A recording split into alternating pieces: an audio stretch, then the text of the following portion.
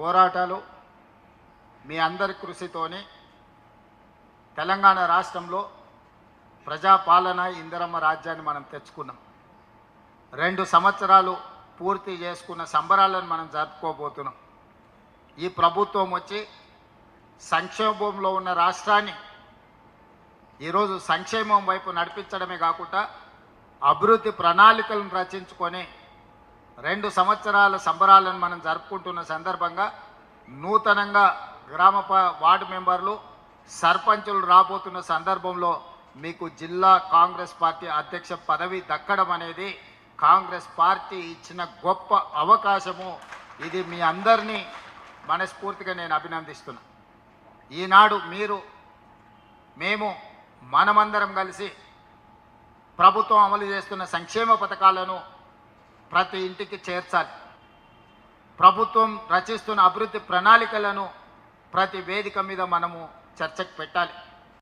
ఈరోజు సంక్షేమానికి సంబంధిస్తే రేషన్ కార్డులు కావచ్చు, సన్న బియ్యం కావచ్చు, ఇందిరమ్మ ఇండ్లు కావచ్చు, 200 యూనిట్లు ఉచిత కరెంటు కావచ్చు, రైతు రుణమాఫీ కావచ్చు, రైతు భరోసా కావచ్చు, 65,000 ప్రభుత్వ ఉద్యోగ నియామకాలు కావచ్చు, 500 రూపాయల సిలిండర్ కావచ్చు. అదేవిధంగా ఈరోజు రాష్ట్రంలో ఏ పథకం తీసుకున్నా నిన్నగాక మొన్న మొదలుపెట్టిన ఇందిరమ్మ చీరలు కావచ్చు. ఇందిరమ్మ చీరలకు సంబంధించి మన ఓ అక్క నాకు ఒక మంచి మాట చెప్పింది. అందులో చాలా లాజిక్ నాకు కనిపించింది. మీరందరూ కూడా ఆ విషయం మీద దృష్టి పెట్టాలి. ఆనాడు కేసీఆర్ ఉన్నప్పుడు బతుకమ్మ చీరలు ఇస్తే ఏ అక్కకు చీరిస్తే ఆ అక్క బండబూతులు తెచ్చేది కేసీఆర్ కుటుంబాన్ని. ఇంత పనికిమాలిన చీరలు మాకిస్తారా, వాళ్ళు ఇట్లా కట్టుకుంటారా, ఇవి తీసుకెళ్ళి చైన్ల కాడ కాపలాగా పిట్టలు రాకుండా కట్టుకుంటున్నాం, ఇంత పనికిమాలిన చీరిస్తారని ఎంతమందికి కేసీఆర్ బతుకమ్మ చీరలు ఇస్తే అంతమంది కేసీఆర్కు శాపనార్థాలు పెట్టారు. ఇప్పుడు మనం ఇందిరమ్మ చీరలు ఇచ్చినాం. 90% పైగా చీరలు అందినే 10% రాలేదు. వచ్చిన వాళ్ళంతా సంతోషంగా ఉన్నారు, ఇంటికాడ పోయి చీర కట్టుకొని పండుగ చేసుకున్నారు. రానోళ్ళు మనల్ని తిడుతురు. అయ్యా ఏమైంది అయ్యా రేవంత్ రెడ్డికి నాకు చీర ఇస్తే ఎంత తక్కువ అవుతుండేనా, సారే గా అక్కలకే ఆ చెల్లెళ్ళకే పెడతాడా, చీర పెడితే మేము కూడా సారె పండుగ చేసుకుంటాం కదా, మాకెందుకు ఇవ్వలేదు అని చెప్పి ఆనాడు వచ్చిన వాళ్ళందరూ కేసీఆర్ను తిడితే ఈనాడు రానోళ్ళందరూ మనల్ని తిడుతురు. అందుకే జిల్లా పార్టీ అధ్యక్షులకు నా సూచన, 1,000,000 మందికి 1,000,000 చీరలు ఇవ్వాలని పెట్టుకున్నాం.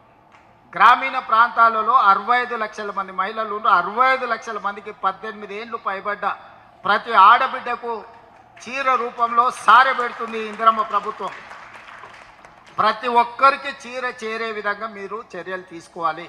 మొట్టమొదట ఇక్కడ ఉండే జిల్లా పార్టీ అధ్యక్షులకు నేను ఇస్తున్న టాస్క్, ఏ ఆడబిడ్డ కూడా నాకు చీర రాలేదని చెప్పొద్దు. ఏదైనా ఒక ఆడబిడ్డ చీర రాలేదు అని చెప్తే ఆ అధ్యక్షుడు పనిచేస్తలేడని నేను లెక్క రాసుకుంటా. మీ అధ్యక్షుల కొత్తగా వచ్చిన వాళ్ళకు ఇదే నేను ఇచ్చే జిమ్మెదారి. ప్రతి ఆడబిడ్డకు చీర లేరిందా లేదా ఊరు వారిగా లెక్కలు తీసుకోవాలి. వార్డుకి ఇప్పుడు నీకు వార్డు మెంబర్లు వస్తారు, గ్రామాలలో సర్పంచులు వచ్చారు. సమన్వయం చేసుకుంటే ప్రతి ఆడబిడ్డకు స్టాక్ ఉంది.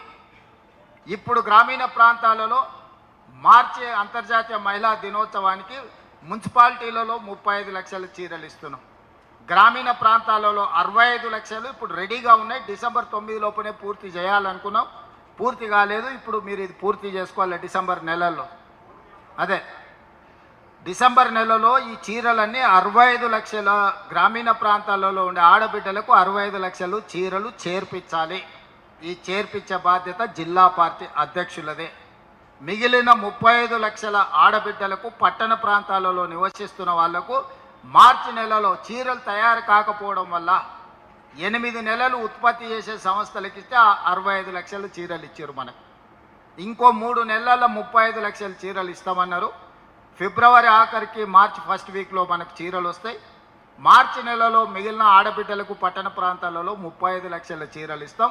1,000,000 మంది ఆడబిడ్డలకు 1,000,000 చీరలు ఇవ్వడమే కాకుండా 1,000,000 మంది ఆడబిడ్డలను కోటీశ్వరులను చేయాలని ప్రభుత్వం లక్ష్యంగా పనిచేస్తుంది. దానికి మీరు అందరూ కూడా కష్టపడాల్సిన అవసరం ఉన్నది. ఈరోజు ప్రభుత్వం అమలు చేస్తున్న సంక్షేమ పథకాలను ఊర్లల్లో చెట్టు కింద చర్చ పెట్టుర్రి. పెళ్లికి పోయినా, చావుకు పోయినా, దావత్కు పోయినా